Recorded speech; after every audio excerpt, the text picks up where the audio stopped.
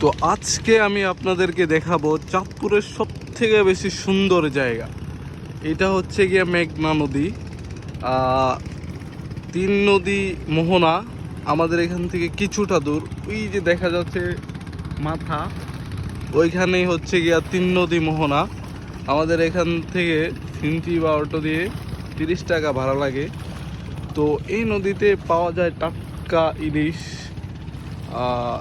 কারো যদি ইলিশ মাছ লাগে তাহলে আমার সাথে অবশ্যই যোগাযোগ করতে পারেন।